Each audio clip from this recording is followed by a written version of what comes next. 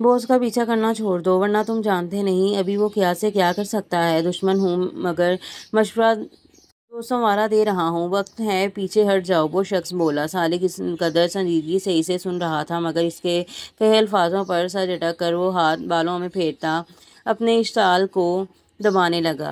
آئندہ کاررواں کی طرح میرا پیچھا کرنے کی بجائے سامنے سے آنا، گیدڑوں سے میں بات نہیں کرتا۔ سالک شاہ کی وارننگ تھی جس پر وہ غصہ ضبط کرتا اپنے آدمیوں کو آگے آنے سے ہاتھ کا اشارہ دیتا روک گیا۔ تم سمجھنے نہیں والے تو اس جنگ کے لیے تیار ہو جاؤ جس میں صرف تمہارے خاندان کی لاشیں بچھیں گی اور آخر میں تمہاری موت اتنی دردناک ہوگی کہ ہر روز تم ہم سے موت کی منتیں کرو گے اور رحم لفظ کی ہماری فکشنری میں کوئی جگہ نہیں۔ وہ غصہ سے گھرایا تو سالک شاہ ہنکار ابھر کر رہ گیا اور پیچھے سے وار کائر کرے یا جو بھی، اصل مزہ اس کائر کو تبھی آتا ہے جب سامنے والی کی آنکھ میں وہ وہی خوف اور اذیت دیکھنے لگے جس کی اسے تمنا ہو۔ سالک شاہ کی آنکھوں میں دیکھتے ہوئے بولتا وہ اگلے ہی پل ہنس دیا جبکہ سالک شاہ اچانک ہوئے وار پر کراہے بغیر ضبط سے مٹھیاں بھینچ گیا۔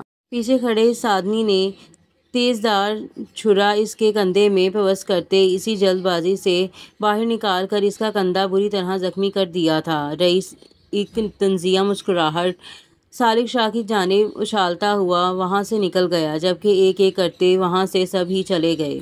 کندھے پر ہاتھ رکھتا وہ لڑکھڑاتے قدموں کی بمشکل ہی قابو پا کر کار تک آیا۔ سیٹ پر گرنے کے انداز سے بیٹھتے اس نے لب بینچ لیے۔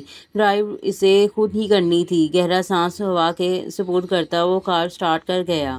سیٹ کی پشت پر اس کا گیلا خون اپنے داغ چھوڑتا جا رہا تھا۔ ایسے میں وہ جانتا تھا حویلی تک پہنچتے پہنچتے اس کا کافی خون بہہ جانا تھا مگر اسے اس کی پرواہ نہ تھی۔ تبھی وہ یوں ڈرائیو کر رہا تھا جیسے کچھ ہوا ہی نہیں۔ کمرے میں یہاں سے وہاں چکر کاٹتی وہ سخت اضطرابی کیفیت کا شکار تھی۔ ذہن میں عجیب عجیب سی سوچیں اور وسوسے اپنا ڈیرا جمائے بیٹھے تھے۔ کتنا وقت گزر گیا تھا اسے یوں ہی چلتے چلتے۔ اصل میں دل کی حالت عجیب تھی۔ بار بار وہ اسے کوس رہا تھا آخر کیوں اس بار پھر اس نے سالک شاہ کا دل دکھایا۔ یہی سوچتے سوچتے وہ کتنی ہی بار بالکونی تک جا کر دیکھ آئی مگر سالک شاہ کا دور دور تک پتہ نہ تھا۔ گھنٹہ مزید گزرا تو اچانک کار کے ہارن کی آواز آئی۔ گل کے چلتے ہوئے قدم رکے۔ سالک شاہ آ چکا تھا۔ ہاتھ پاؤں اس لمحہ گل کے بالکل ٹھنڈے تھے مانو جیسے اس کا جسم کتنے ہی وقت برف میں پڑا رہا ہو۔ انگلیاں مروڑتی تو کبھی لب کاٹتی وہ دروازے کی جانب دیکھنے لگی پھر خود کو لپٹتی وہ کاؤچ پر آ گئی۔ وہ سالک شاہ کو یہ تھوڑی نہ دکھا سکتی تھی کہ وہ تب سے لے کر اب تک اس کا انتظار کرنے میں ہی وقت گزار چکی تھی۔ اگلے ہی پل اسے باہر اس کی موجودگی محسوس ہوئی اور پھر اسے سالک شاہ کے قدموں کی آہٹ دور جاتی محسوس ہوئی۔ حیرانی کے مارے گل فوراً اٹھ کھڑی ہوئی یعنی وہ اسٹڈی میں چلا گیا تھا۔ ہونٹ پر ہونٹ رکھے وہ اپنے آنسو روکتی غصہ سے کاؤچ پر پاؤں مارنے لگی۔ وہ کیوں آخر اس کا انتظار کر رہی تھی جس کو اس کی پرواہ ہی نہ تھی۔ وہ جھوٹا ہے۔ کشن اٹھا کر زمین پر پھینکتی وہ بار بار خود سے یہی سوال دہرانے لگی۔ تم ایک کھیل ہی کھیلتے ہو بس، باقی بچے۔ کشن بھی زمین بوس کرتی وہ غصہ اور غم کے مارے چلائی۔ غصہ کیوں تھا وہ جانتی تھی مگر غم کیوں؟ آخر کیا ہو گیا تھا اسے ان کچھ گنے چنے دنوں میں؟ وہ ایسا نہیں شاید وہ مجھ سے ناراض ہے۔ کیا میں جاؤں اسٹڈی میں جانے کا سوچتی وہ اپنے بڑھے ہوئے قدم کبھی واپس لیتی کبھی آگے بڑھاتی۔ کیا ہوا وہ مجھے کچھ نہیں کہے گا؟ خود کو پرسکون کرتی وہ بالآخر ایک فیصلہ پر پہنچ کر کمرے سے باہر نکل آئی۔ اسٹڈی کے دروازے تک پہنچ کر گہرا سانس ہوا کے سپرد کرتی وہ اچانک دوپٹہ درست کرنے لگی۔ جب اس کی نگاہ زمین پر گرے خون کے چند قطروں پر گئی اس کے ہاتھ جہاں تھے وہیں ساخت ہو گئے۔ پہلی سوچ جو ذہن میں آئی وہ یہی تھی کیا وہ زخم تھا یا پھر اس رات کی طرح وہ کسی کا؟ وہاں سے آگے سوچ نہ سکی۔ اگلے ہی پل دروازہ کھولتی وہ اندر داخل ہوئی۔ وہ سامنے ہی بغیر شرٹ کے بنیان میں کھڑا تھا۔ سیاہ بنیان میں اس کے بازو اور وہ کندھے پر لگا گہرا زخم واضح ہو رہا تھا۔ خون بہہ کر اب اس کی کوہنی تک آ چکا تھا۔ ایسے میں زخم پر نگاہ پڑتے ہی وہ ہاتھ منہ پر رکھ گئی۔ شاہ سسکی کے ساتھ وہ سالک کو پکارتی فوراً سے اس تک پہنچی۔ وہ اب اپنا بنیان اتارنے لگا تھا جب گل کی موجودگی محسوس کرتے آ سکے ہاتھ تھم گئے۔ میں آتا ہوں۔ گل کی جانب دیکھے بغیر بولتا وہ سامنے پڑی ٹیبل کی جانب بڑھ کر اب جھک کر فرسٹ ایڈ نکال رہا تھا۔ شاہ آپ کو گولی لگی ہے؟ وہ بے ربط جملوں میں بمشکل اپنے الفاظ ادا کر پائی۔ شاہ یہ چاقو کا یا گولی کا زخم ہے، آپ یہ صاف نہیں کر سکتے۔ ہمیں ابھی کے ابھی ڈاکٹر کے پاس جانا چاہیے۔ چلیے۔ اس کے ہاتھ سے فرسٹ ایڈ لیتی وہ اذیت سے بولتی ہوئی۔ اس کے زخم کو دیکھنے سے خود وہ باز رکھ رہی تھی۔ اس کا وہ زخم اور وہ بہتا ہوا سرخ خون اسے اذیت دے رہا تھا۔ کوئی ڈاکٹر نہیں، کمرے میں جاؤ، میں کر لوں گا۔ گل کے ہاتھ سے فرسٹ ایڈ لیتے شاہ نے اپنے قدم کاؤچ کی جانب بڑھائے۔ یہ گولی کا زخم ہے۔ اسے بات نہ مانتے دیکھ گل چلائی۔ چھوٹا سا چاقو کا زخم ہے، ریلیکس۔ وہ کتنے آرام سے کہہ رہا تھا۔ گل کو دل چاہا وہ ایک اس شخص کے چہرے پر لگائے جس کو ذرا برابر اپنی پرواہ نہ تھی۔ چھوٹا سا، آپ نے اپنا زخم دیکھا ہے؟ شاہ، ہمیں ڈاکٹر کی ضرورت ہے، پلیز۔ اسے کاؤچ پر بیٹھتے دیکھ وہ ایک بار پھر اس کے ہاتھ سے فرسٹ ایڈ کھینچ گئی۔ سالک شاہ نے ایک نگاہ اسے دیکھا اور اگلے ہی پل اس کا ہاتھ تھامتے اپنی جانب کھینچا۔ مجھے کسی بھی مرہم لگانے کی عادت نہیں، بتایا تھا نا؟ چاہتی ہو تو خود اس زخم پر مرہم رکھ دو، ایسا نہ ہو یوں ہی ناسور بننے کے لیے چھوڑ دوں۔ وہ سخت لہجہ میں بول کر اس کا ہاتھ چھوڑ گیا۔ وہ کیوں بے حس تھا؟ اپنی ذات کے لیے۔ آپ کو درد ہوگا شاہ، روتے ہوئے بولتی وہ اس کے زخم کو دیکھ کر نظریں پھیر گئی اور ساتھ ایک اور کوشش بھی کر گئی۔ اس لمحہ تمہارے رونے سے زیادہ سالک شاہ کو کچھ تکلیف نہیں دے رہا۔ اپنے پاس بٹھاتے سالک نے اپنی ازلی انداز اپنایا۔ وہ جھلی اسی انداز کی تو عادی ہو چلی تھی۔ عزت سے بھرا، محبت سے چور لہجہ۔ وہ سمجھ گئی سالک نے اسے ہی اب دوا لگوانی تھی، ورنہ وہ خود ہی کسی نہ کسی طرح بینڈیج کر لیتا، جو یقیناً گل نے نہ کرنے دینی تھی۔ دوا لگانے کے چکر میں وہ اپنے زخم سے ہوتے درد کو اور بڑھا لیتا۔ واش روم میں جا کر ٹاول گیلا کر کے لاتی وہ اس کا زخم صاف کرنے لگی۔ کانپنے ہوئے ہاتھ وہ صاف محسوس کر سکتا تھا۔ بینڈیج ہوتے ہی وہ دوا اور پانی کا گلاس بھرتی سالک شاہ کے پاس آئی۔ ایک نظر گل کے پریشان چہرے کی جانب دیکھتے بغیر کچھ کہے سالک نے دوا لے لی۔ سب چیزیں رکھ کر آتی وہ سالک شاہ کو دیکھنے لگی، جو اب پرسکون سا ہو کر لیٹ چکا تھا۔ آنکھوں کی سرخی گواہ تھی کہ اسے اس پل کتنا درد ہو رہا تھا، مگر لبوں پر ایک لفظ نہیں۔ اس کے قریب آ کر بیٹھتی وہ سالک شاہ کو چونکنے پر مجبور کر گئی۔ وہ یوں خود کبھی اس کی اتنے قریب نہ بیٹھی تھی۔ گل کی کمر اس پل سالک کے بازو کو چھو رہی تھی۔ آپ کو روم میں چل کے سونا چاہیے، اس کا گال نرمی سے سہلاتی وہ ایک بار پھر اسے حیران کر گئی۔ گل کے ہاتھ پر سالک شاہ کی داڑھی کی چبھن نے اسے عجیب سے احساسات سے دوچار کیا، مگر وہ اس پل ایک بھی اذیت اپنے وجود سے اس سامنے لیٹے شخص کو دینا نہ چاہتی تھی۔ جو حکم اس کا وہی ہاتھ تھام کر چومتا وہ اٹھ بیٹھا۔ اسے کچھ مت کرنا، میں آ رہا ہوں۔ نہیں، ٹائیگر کو اس کی خبر نہیں ہونی چاہیے، انتظار کرو میرا۔ فون کان سے لگائے وہ آدھی رات کے پہر کمرے سے باہر نکلا، جب اچانک آگے کی جانب بڑھنے سے پہلے اس کے قدم خود بخود اس کمرے کی جانب بڑھ گئے۔ 2 لمحہ بند دروازے کے قریب رک کر گہری سانس کھینچی۔ فون کو جیب میں رکھ کر وہ ناپ سے ہاتھ رکھ کر گھماتا دروازہ اندر کی جانب دھکیل گیا۔ سامنے ہی پورا کمرہ روشنی میں نہایا ہوا سا تھا۔ ایسے میں وہ وجود بیڈ کے درمیان میں تکیہ کو سینے سے لگائے کمفرٹ کو ہاتھوں میں دبوچے بار بار خود پر کرنے کی کوشش میں تھا، جبکہ کمفرٹ آدھا سے زیادہ زمین پر اپنی قدر کو رو رہا تھا۔ شیر بغیر آہٹ پیدا کیے اندر آ گیا۔ اپنے قدم بیڈ کی جانب بڑھا کر وہ ایک سائیڈ لیمپ آف کرتا کمفرٹ اٹھا کر پوری طرح سے اسے ڈانپنے لگا۔ وہ گہری نیند میں تھی۔ ایک ہاتھ تکیہ پر رکھے وہ اسے رات کی طرح مکمل سی لگی۔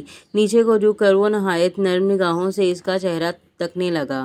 ہاتھ بڑھا کر وہ اب اس کا گال سہلا رہا تھا۔ نرمی سے، محبت بھرے رمز سے وہ اس کے وجود کو مہکانا چاہتا تھا، مگر وہ مجبور تھا۔ اپنے ہی ہاتھوں وہ مجبور کر چکا تھا خود کو۔ کئی لمحے گزر گئے اور وہ یوں ہی اس کے گلابی ٹھنڈے پڑتے گال کو سہلاتا گیا۔ وہ کتنی نرم سی تھی۔ دل پیشانی پر آئے بال پیچھے کرتا وہ اسے اپنے دیے نام سے پکار گیا۔ پتہ نہیں کیوں، مگر اسے اپنے نام کا دوسرا حصہ جیسے صرف اس پر ہی جچتا ہوا اچھا لگتا تھا۔ میں تمہیں محفوظ رکھنے کو کسی بھی حد تک جا سکتا ہوں، کسی بھی۔ جھک کر اس کی پیشانی چومتا وہ اس کے جاگنے سے پہلے ہی اوپر ہو گیا۔ وہ نہایت ہی مدھم آواز میں بولا، جبکہ وہ اب بھی ویسے ہی نیند میں تھی۔ شیر، وہ نیند میں ہلکی آواز میں بڑبڑائی۔ شیر نیچے کو جھکا اور اپنی ناک اس کی ناک کے ساتھ لگاتا اس کی سانس میں گہرا سانس بھرنے لگا۔ میں کچھ دیر میں آ جاؤں گا دل۔ ایک بار پھر گال پر بوسہ دیتا وہ کمرے سے باہر نکل گیا۔ کون ہے؟ میں پوچھتا ہوں کون ہے؟ ایک بار کھولو مجھے، پھر دیکھنا تمہیں پتہ لگ جائے گا کس سے خطرہ مول لیا ہے۔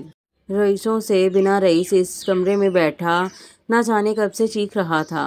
کرسی پر نہ جانے اسے کون بے ہوش کرنے کے بعد باندھ کر چلا گیا تھا۔ وہ تو گھر میں تھا، گہری نیند میں آنکھ کھلی تو خود کو یہاں اپنایا میں کہتا۔ ابھی وہ اپنی بات مکمل کرتا جب اس کے اپنے کندھے پر کچھ چلتا ہوا محسوس ہوا۔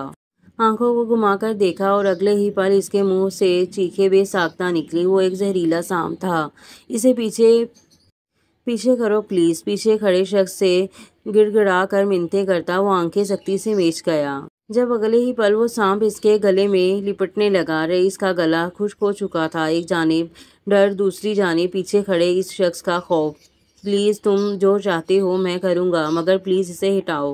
رسیوں سے بندھے اپنے ہاتھوں کی مٹھیاں کھولتا تو کبھی بند کرتا۔ وہ بے بسی کی انتہا پر تھا۔ خاموش بیٹھو گے تو کچھ نہیں کرے گا۔ تبھی گمبھیر آواز اس کمرے میں گونجی۔ رئیس جو ایک بار پھر کچھ کہنے کر منہ کھولنے لگا تھا، دو پل کو ساکت رہ گیا۔ یہ آواز وہ آرام سے پہچان گیا تھا۔ شیر دل اپنی گردن میں لپٹا وہ سانپ بولے اپنے سامنے آ کر کھڑے ہوئے اس لمبے چوڑے جوان کو دیکھنے لگا۔ منہ سے بے ساختہ شیر کا نام ادا کرتے وہ کھانسنے لگا۔ تبھی شیر دل نے ہاتھ آگے بڑھا کر وہ سانپ اس کی گردن سے نکال لیا۔ تم یہاں اور یہ سب؟ کھانستے کھانستے وہ حیرانی سے بمشکل بول پایا۔ افسوس ہے زندگی میں تم جان نہیں پاؤ گے۔ شیر دل کے کہے الفاظ وہ سمجھتا اس سے پہلے ہی ایک گرم لوہے کی مانند چیز اس کے دماغ سے آر پار ہو گئی۔ حقارت بھری نگاہ رئیس پر ڈالتا شیر سانپ پاس کھڑے آدمی کو پکڑا کر باہر نکل گیا۔ اچانک ایک خوفناک خواب سے جاگتی وہ اس پاس اندھیرا دیکھ بری طرح ڈر کر یہاں وہاں ہاتھ سے کچھ ٹٹولنے لگی۔ آنکھوں کو رگڑتی تو کبھی لیمپ کو بار بار آن کرنے کی کوشش کرتی، مگر وہ پورا کمرہ اندھیرے میں ڈوبا ہوا تھا۔ شاید لائٹ کا کوئی مسئلہ ہو گیا تھا۔ شیر خوف اور بے بسی کے مارے وہ اٹھ بھی نہ سکی۔ تبھی وہیں بیٹھے بیٹھے چیخی۔ ایک خوف اس خواب کا اور دوسرا اس اندھیرے نے صحیح کسر کو مکمل کر دیا تھا۔ شیر پلیز کہاں ہے شیر؟ بے بسی کے مارے جب کچھ نہ کر سکی تو روتے روتے ایک بات پھر اسے پکار بیٹھی۔ سسکیاں لیتے وجود کے گرد بازو باندھے وہ کہیں بھی دیکھنے سے گریز کر رہی تھی۔ اسے اپنے اس پاس ہر چیز سے ایک خوف محسوس ہو رہا تھا۔ تبھی دروازہ کھلنے کی آواز کے بعد پھر اسے بند ہونے کی آواز آئی۔ جھٹکے سے بیڈ سے اٹھتی وہ اندھیرے میں یہاں وہاں ہاتھ مارتی باہر نکل آئی۔ نہ جانے اس میں اتنی ہمت کہاں سے آئی تھی۔ وہ شیر کے کمرے کی جانب جانا چاہتی تھی، مگر اندھیرے کے باعث اسے کچھ بھی نہ دکھا۔ تبھی وہ ابھی مڑی ہی تھی جب بری طرح کسی بھاری وجود سے ٹکرا گئی۔ بے ساختہ ایک چینخ اس کے حلق سے نکلی جب اگلے ہی پل اس وجود نے پارسا کا بازو سختی سے تھام لیا اور فون کی جلائی ہوئی ٹارچ اپنے چہرے پر کرتا اس کا وجود اور نزدیک کرنے لگا۔ شش بالوں میں ہاتھ پھنسائے شیر نے اسے خاموش کرانے کو بالوں کو نرمی سے سہلاتے ساتھ فون پاس پڑی ٹیبل پر رکھ دیا۔ شیر سسکی بھر کر اسے پکارتی وہ اگلے ہی پل شیر کو حیران کر گئی۔ مضبوطی سے اس کے سینے میں لپٹی وہ بری طرح رونے لگی، یہاں تک کہ روتے روتے اس کا وجود ڈھیلا پڑنے لگا۔ دل میں یہی ہوں، دونوں بازو کو دبوچ کر اس کے چہرے کے نزدیک چہرہ لے جا کر بولتا وہ اس کے ڈھیلے وجود کو تھام کر پرسکون کرنے کو بولا۔ وہ بری طرح خوف کا شکار تھی۔ اپنے سینے میں بینچے وہ اس کی کمر سہلاتا کسی بھی طرح اسے پرسکون کرنا چاہتا تھا۔ نہ جانے لائٹ کو کیا مسئلہ ہو گیا تھا۔ دل بس وہ پوری تشہیر کے وجود میں چھپ چکی تھی، جبکہ کچھ دیر بعد آتی شیر کی آواز اب اسے ہوش میں لا رہی تھی۔ ایک جانب کمر سہلاتا ہوا لمس اسے پرسکون کرتا تھا، شاید ایک محرم کے پاس ہونے کا اسے سکون تھا یا کیا وہ سمجھ نہ سکی۔ بس وہ خود کو شیر کے حصار میں خود کو محفوظ محسوس کر رہی تھی۔ اور یہاں پر ایپیسوڈ کا اختتام ہوتا ہے۔ ملتے ہیں اگلے ایپیسوڈ میں، تب تک کے لیے دیں مجھے اجازت۔ اللہ حافظ۔